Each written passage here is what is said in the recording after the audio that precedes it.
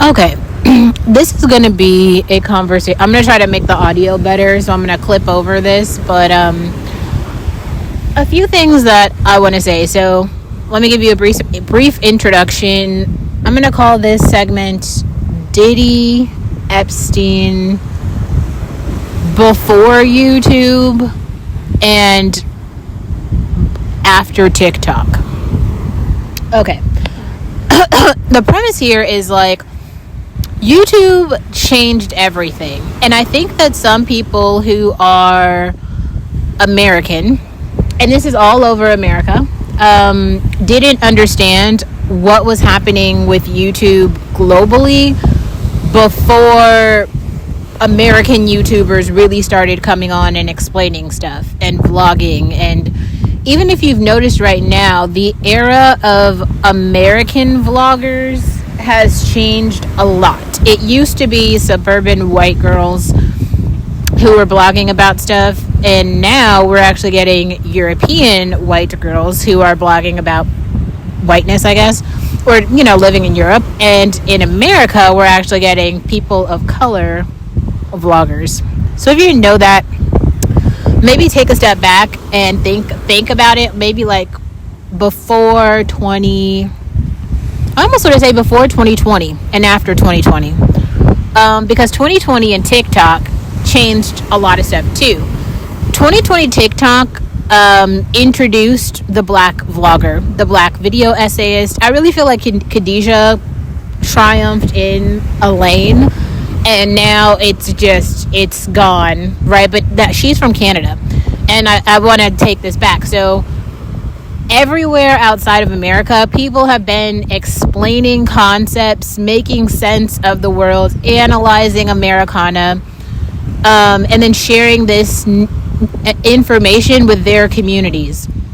But in America, I feel like most people didn't care, so it wasn't a thing. Specifically, though, in the developing worlds, like all over Africa, every single country, all over India, all over Latin America, I don't even know who the popular influencers and stuff are all over Asia, right? Because I don't pay attention to those communities, so I don't know. But there are some major ones. I don't follow them, but I'm just saying they definitely exist, and they've been existing for a very long time. Like, I came across one guy yesterday. He's like an Indian political commentator, maybe, and maybe he started as something else. But yeah, I don't know. So what does this have to do with Diddy and the Epstein case? So I saw a video today that I'm going to make a whole video that's just dedicated to that. But there's a black girl, and basically what she said, so she had two videos that really stuck out. The first video, she's talking about how black girls need to stop talking about colorism and hair and featureism and texturism, because you need to just exist in the world, right? Okay, good point. Except I definitely don't think that those conversations need to stop, for a couple reasons. And then let's also introduce her second video. Her second video is basically about the fact that black women need to stay out of black men's business. And there's so many. That is its own thing. But here's the thing that I want you to think about when hearing an argument like that. Like, let's just start with that argument. One group should not care about what the other group does. So, like, black women, you shouldn't care about what black men do. You aren't a black man. But then she goes on to say, like, unless you are in a relationship with that black man. Interesting. So what is a relationship? Does it just mean, like, you're sleeping with him? Or does it mean, like, he's your neighbor? Does it mean, like, he works with you? Like, what does it mean to be in community with someone? Like, for instance, when all this stuff started happening with R. Kelly, some people don't stream R. Kelly's music anymore because they, like, fundamentally oppose who R. Kelly is as a person and how he has harmed people who they care about. Like Aaliyah. If you deeply care about Aaliyah and you feel like R. Kelly has harmed Aaliyah, then you might not want to be affiliated with R. Kelly or support him in any way. The same sort of thing with Cassie and Diddy. And so my issue with the Diddy trial in relation to the Epstein trial is like, they're trying to say that there's no Epstein list, except Epstein had an island, and there are many people like who have come out, specifically women who are no longer alive, like women who went to the island and maybe they were forced to perform certain acts and they just committed suicide. Like, so you'll have like one interview from a girl and then all of a sudden, like a year later, she just jumps off of the building.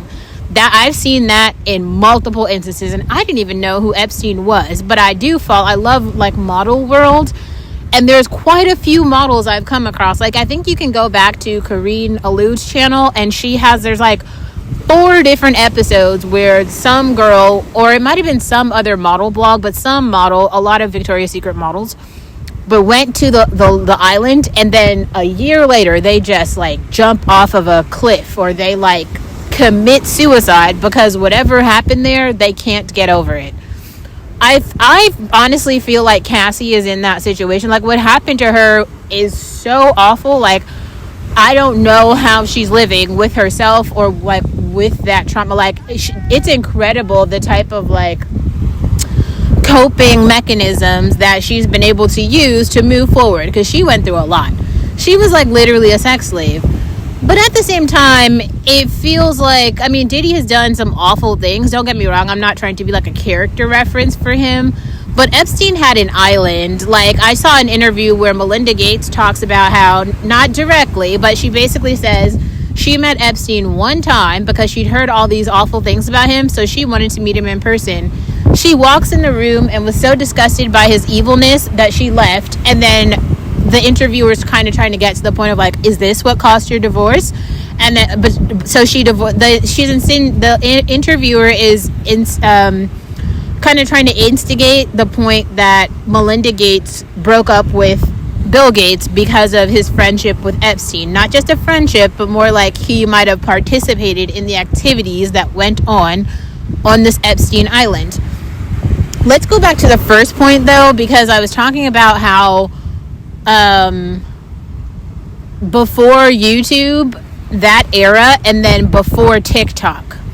So in my belief, the before YouTube generation of this is like before we had the bloggers talking about every single thing. There were the Tumblr bloggers, but they were like into the pop culture, but the upcoming pop culture princesses. So that would be like Beyonce, like Rihanna, what they were doing, the Britney Spears people. The Epstein stuff goes back to like Oprah, like Jada Pinkett, who else? Like I heard Chris Tucker.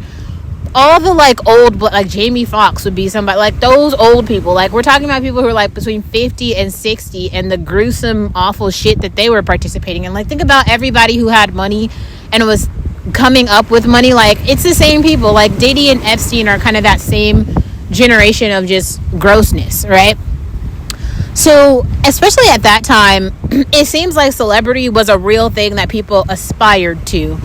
So they had hopes of like becoming a celebrity, and it was like you go to Hollywood and that's how you're a celebrity. Not like you could just build some shit for yourself on YouTube like you can now, or you could just get on TikTok, you know what I mean? And now you can like create an audience. It wasn't really like that.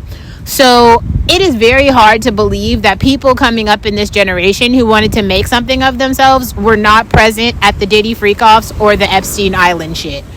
I am of wholehearted belief that Oprah and her grossness was completely involved with the Epstein bullshit.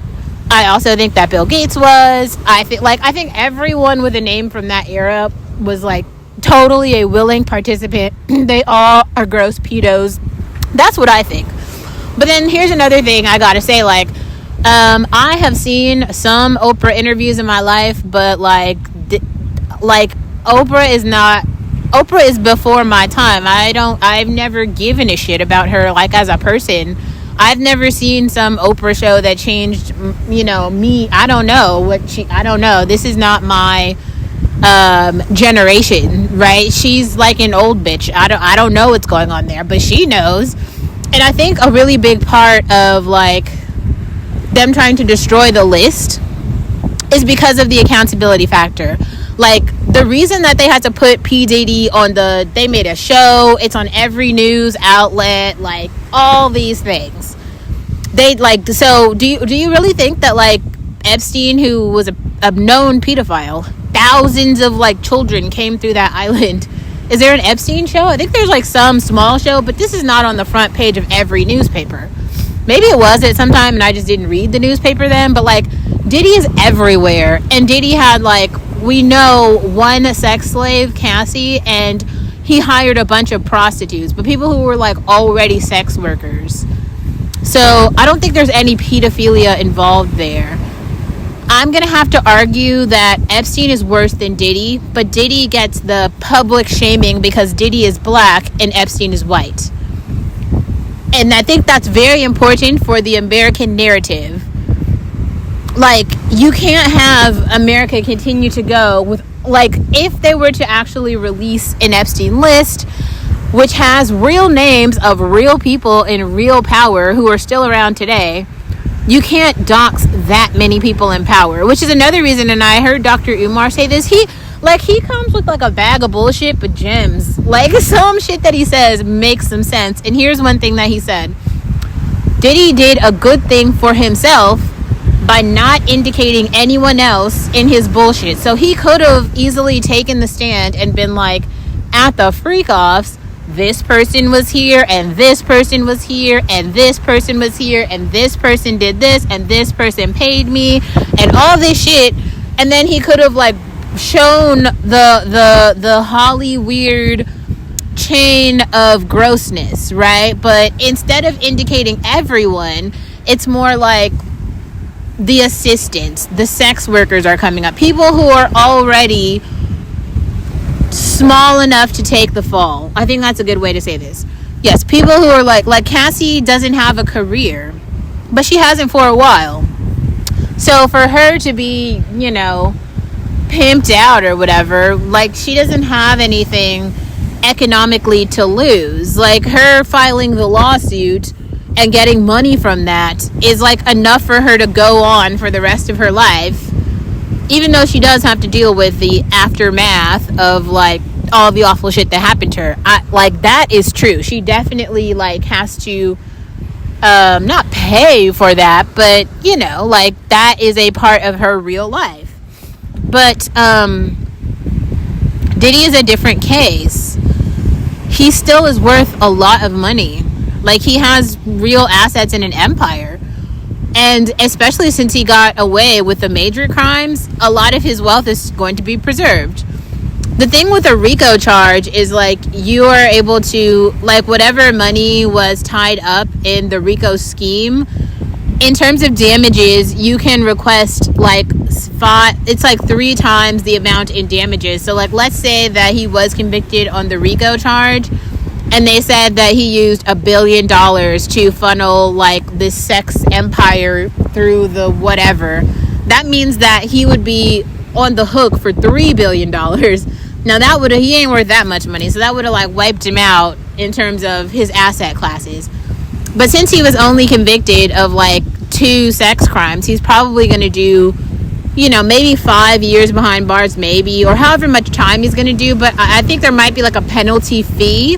But they denied his bail anyway, so he's not paying any bail. And, like, the time behind bars that he's done and that he will do, if any, you know, that is the justice. It's not going to be all of his wealth. I'm not sure about this, but it seems like Epstein actually made his money through the child prostitution ring. That's how he made the money. Like, he's way worse. Like, in terms of, like, demons, if you're putting them on a scale, Epstein's at the top. Like, imagine you doing something so awful that you, like, murder yourself. Like, like, everyone who came across him murdered themselves for being around him, and then he does the same thing.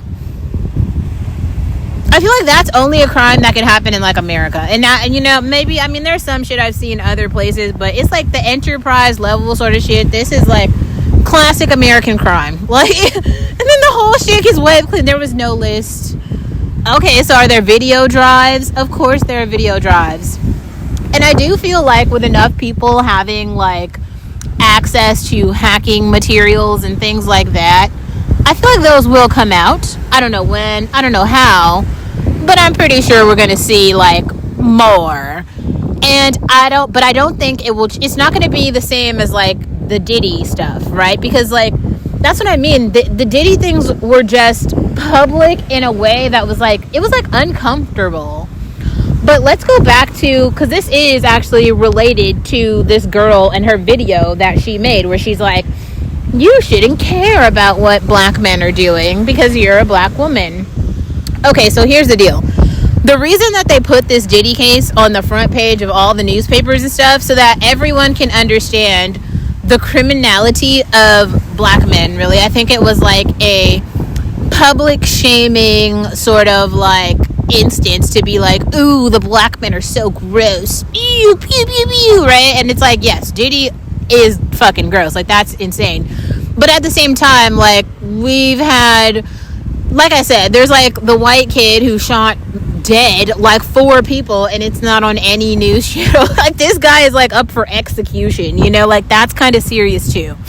So to try to be like somebody who's having freak offs with people who he paid, like, who are actual prostitutes, to equate that with like murder of 4 people, I don't know. I kind of think murder is like worse.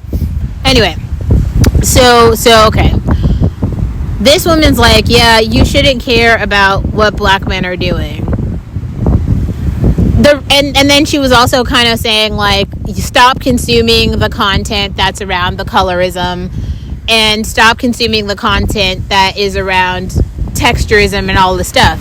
Well, I mean, I think it kind of depends where you are. I think if you are a young woman growing up, especially if you're a young black woman growing up in America trying to find herself, the only way that you're going to be able to self-actualize is probably by having some semi-community between online and offline. There's just enough black women online that you can like listen to and interact with us and learn some shit. So like I think that people who are hypercritical of the exotical space simply are like haters, because there's just like, there's like some content I don't agree with, some content I do agree with though. Like, and I think that it's okay to just say like, I don't relate to a particular community because I'm not a member of the community. I don't know, like whatever you feel, but to totally invalidate a space and to be like, don't watch it at all, like, why would you care? That's a, like, I don't think that you should like follow black men's moves and analyze every single thing, but I do think we need somewhat like some spaces who are kind of like on the black man watch sort of shit. Like, if the Diddy thing has shown you anything, it's that there's a million men who are perfectly okay with all of the behavior that was exhibited toward Cassie, and they're standing outside of the courtroom with signs and shit talking about, I hope he gets off, I hope he gets off. His kids like I haven't seen one remorse token go toward Cassie, or even any sort of public speech that is kind of like, ooh, we know all of this stuff did happen and it's just gross. It's more like, he's my father, so I believe in him, and that is a serious character flaw. I'm sorry, like, something is really wrong with you. If your dad is Epstein, if your dad is Diddy, okay, and you're simply like, nah, like, it's fine, like, I don't know, like, that says quite a lot about you. Like, it just does, like, I don't know, like, otherwise, like, what's the point of like going to the courtroom every day? I guess on one sense, it's like a way for you to be closer to your father when you haven't seen him in so long.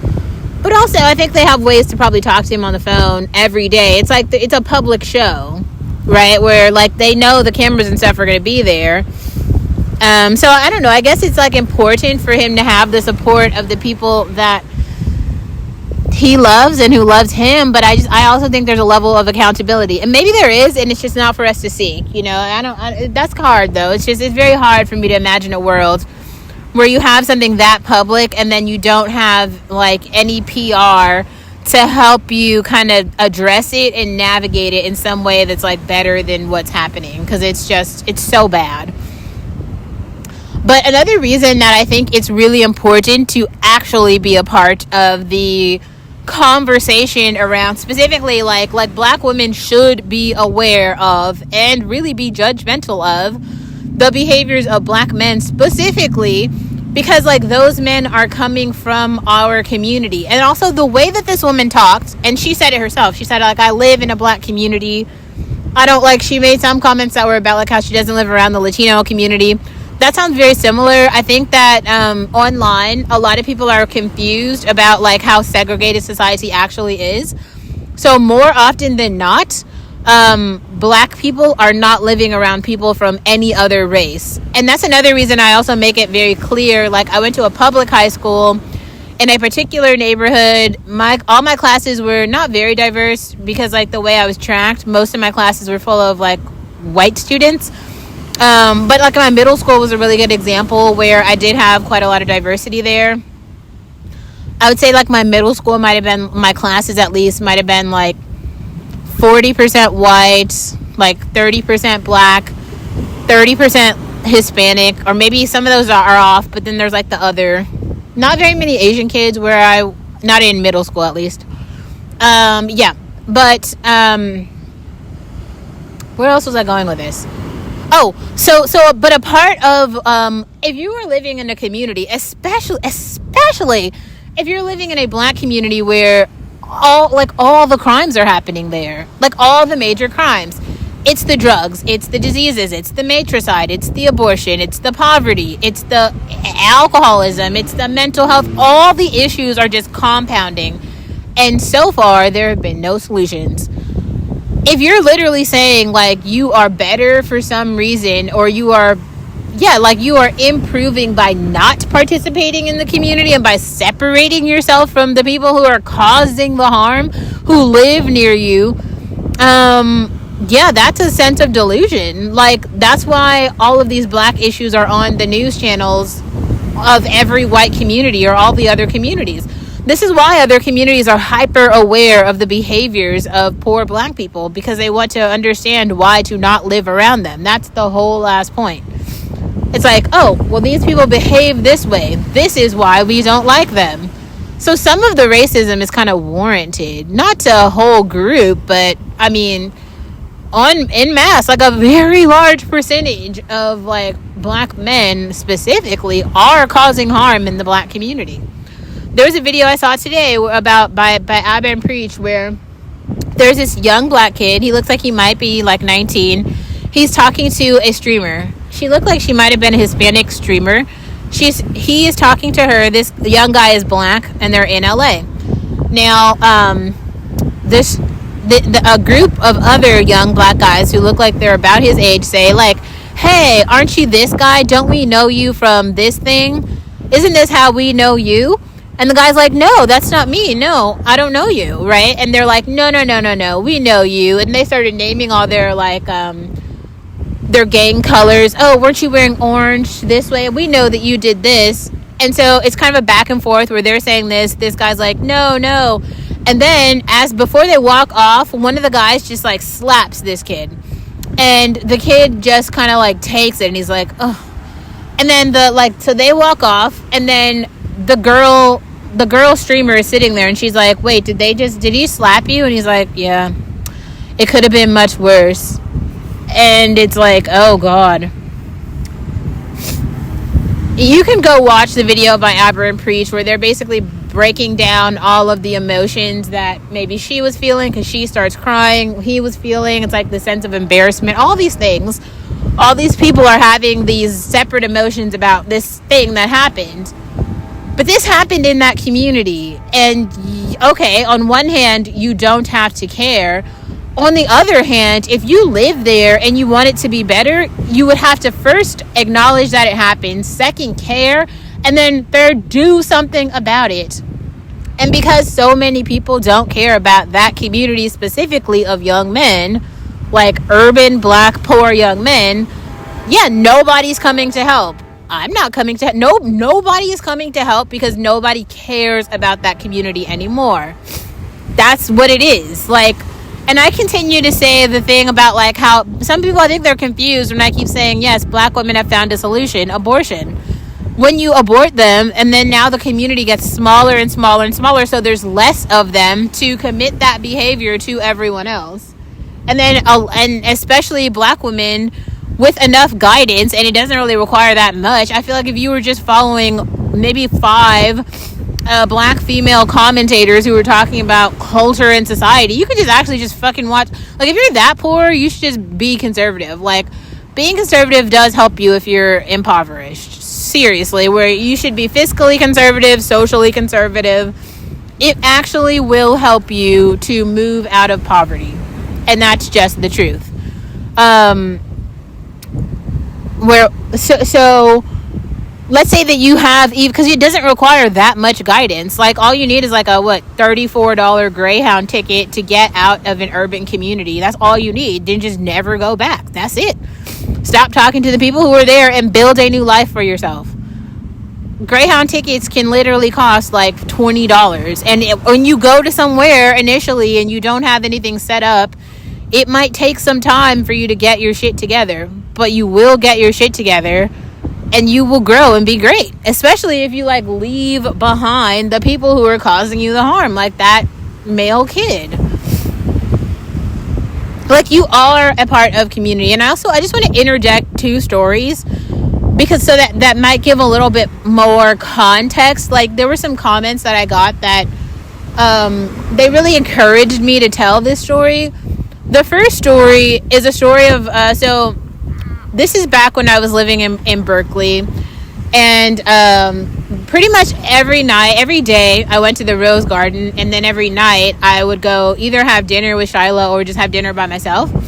But Shyla was a friend I made, and she was cool because we were both models at the time, and we just had shit in common. So one day, this is after I had like broken up. I was dating a guy who owned a bar downtown Oakland, but I was living downtown Berkeley. So we take the train, or I can't remember how we got there. But yeah, I think we took the train, and we go from downtown Berkeley to downtown Oakland, right? And okay, we had the worst night ever. But the first part of the night basically started with us sitting outside of one bar that we had just come out of, and a guy who was in that bar came out to start to talk to us, a black guy, and he saw some girl go into the bar next door. And I guess he was basically describing kind of how he was intending to go harass this girl, and that made my friend Shyla really uncomfortable. So she goes in to try to warn the girl, to be like, yo, maybe you should like steer clear of this dude, like he's kind of a super creep. And next thing I know, 2 like security guards end up, like, this is like a maybe like 110-pound girl at the time. They like flip her up in the air and like throw her to the ground. They like body slam her. So she was super pissed about this. She like calls the police to make a police report. We are waiting for 2 hours for them to come. About 20 minutes before they get there, a group of like these really fat black girls come over to us, and they're like they start talking to Shyla, right? And they're like, yo, like, what, you know, like, what's going on, like, blah blah blah blah blah, like something. And Shyla's white, and so they like point out, they're like, oh yeah, you know, I can't remember what the hell they said, but all I know is like they start pulling her by her arm into a fucking circle, and they just start like kicking her and punching her and like fucking nailing on her. And I'm like running over, I'm having a fucking panic attack. Like, I'm like the worst person to get into a fight around, like not a fighter at all, passive aggressive as shit, but like, I don't know, I don't really, if I get dragged into fighting, yeah, I don't know, like, I don't even want to, I don't know. I really hope that I don't have to get into any fights. Let's just put it that way. I don't think that like life and death situations for me are not very good. Because if I feel like I'm going to die, I'll probably take somebody with me. Let's just put it that way. So that's going to be 2 dead people, or like I might be going to prison for a long time, because like I don't do well in situations like that. Anyway, so they are like bunking on her. I'm like trying to help her out. One of the girls looks at me and she's like, if you get in here and you try to help her, we're gonna smash you too. And I was like, oh my god, like I don't even know, like I definitely did not jump in after she's like threatening me, which is awful. Maybe I'm an awful friend, I don't know. Anyway, so another security guard comes over and kind of like stops the fight, but I mean they like fucked Shyla, like her whole back was like purple, like she was traumatized for like 3 weeks after that. I don't even go to Oakland anymore, so the whole thing was just like wild. Like urban black communities are the worst. Then there's another time though. So remember I told you guys I was dating this guy who owns a bar downtown Oakland. So at that point, I don't know what was wrong with me. I was such a pygmisha, but I was like basically living with this guy because I was just, every night I was at his house and I didn't even go to my apartment anymore. And like I wasn't working like a real job. I think I had like a pseudo job. I might have been doing some server type shit, but yeah, I was like, I don't know. I was basically living there. So I had gone, like I woke up in the morning, I got like dressed or something, and I was like gonna go get like a smoothie, or I can't remember what the fuck I was doing. But anyway, so I go like downtown. This is Oakland. This is where his apartment was. And I'm like walking kind of toward the train station, and a girl, like a black girl, a young black girl, she looked like she might have been like 21 maybe. But her ponytail, her hairstyle was like out. You know how like it looks like when somebody's about to start to braid your hair and it's just like all discombobulated. It's clear that like you were gonna do something with it, like she was gonna start getting ready, but never really got around to it. She had like a busted lip, like her shirt collar was off, and she runs up to me and she's like, I need help. And I was like, oh my god, girl, like what's going on? Tell me the story. What is happening? Like she literally looked like she was like about to die, and she was like, he's gonna kill me, and I was like, who is he, what are you saying?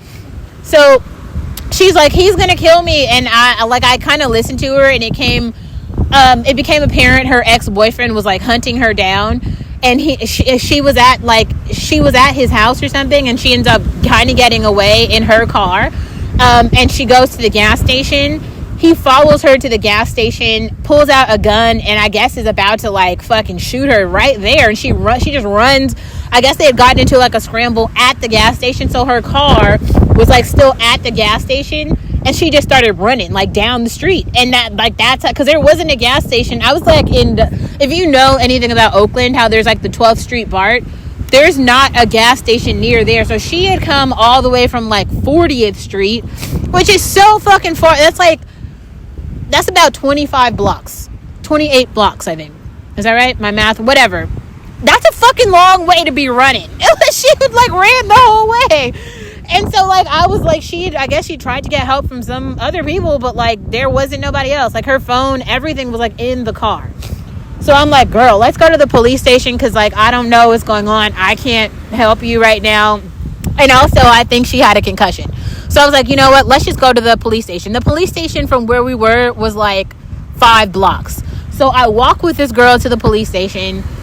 She, like, when we get to the police station, she starts having a panic attack, and she just breaks down crying. She is like sitting on the floor. I'm the one. So now a police officer. So I'm like, okay, we need to talk to a police officer. I'm like navigating the whole fucking situation, right? This girl is like breaking the fuck down. She is just fucked up, and she legitimately looks like she was in a wrestling match. Like she looked fucked up. So okay, we make the report to the police, and she kind of is able to start talking, and she describes the whole thing where she's like, my car, I need somebody to get my car. She finally musters up enough so that they kind of start the police report a little bit, but it's like she's still sitting on the floor. The girl can't even stand up. So we call an ambulance for her, and like the ambulance legitimately comes and picks her ass up and takes her to the hospital. And she gave me the number to her cousin, so I call her cousin because she doesn't have a phone, to tell her cousin like what happened, where she's at, the hospital, all the stuff. Okay, so the girl gets to the hospital. Her cousin goes to meet her there. I just take her cousin's number because this is a stranger. I don't even fucking know her. And I'm like, yo, just call me and let me know what's going on. I'll come meet you guys later there to just make sure this girl's okay. Turns out, I ran into the girl at like 9 a.m. She's off to the emergency room around 10:30. I still hadn't gotten. I woke up to go get some breakfast. I hadn't eaten shit, so I go grab food and I go back to Tyler's house or whatever. Okay, so around noon, the girl's cousin calls and she's like, okay, well, they stabilized her, but you know, she's got like a tier 2 concussion, so her head is like wrapped up. So she's gonna they're gonna wrap her up and give her some medication or something. And now the whole situation is like, how are we going to go get her car? Because her car is still at the gas station, and nobody knows like if the guy is still there or where he's at. Nothing. So basically,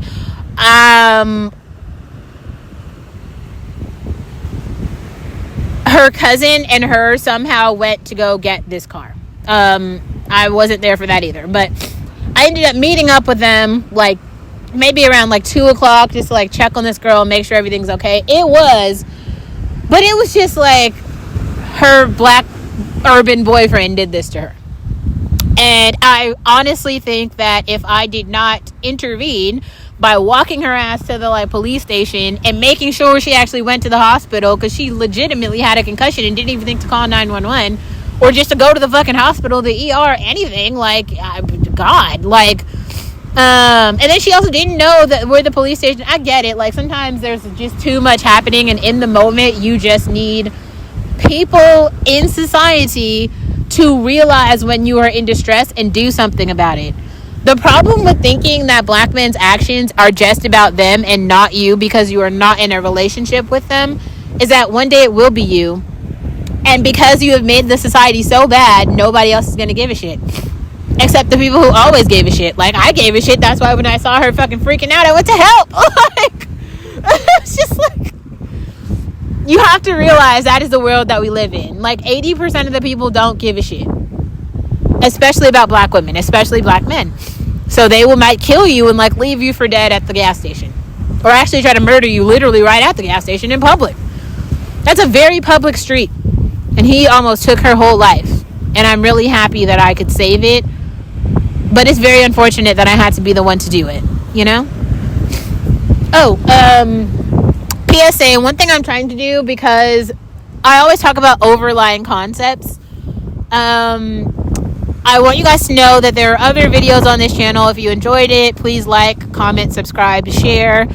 And here's some other videos that you can watch. I'll just put them at the end here. So, yeah. Thanks for tuning in. My name is Olivia. Welcome to my channel. I like to sit around at coffee shops or at the beach and talk shit.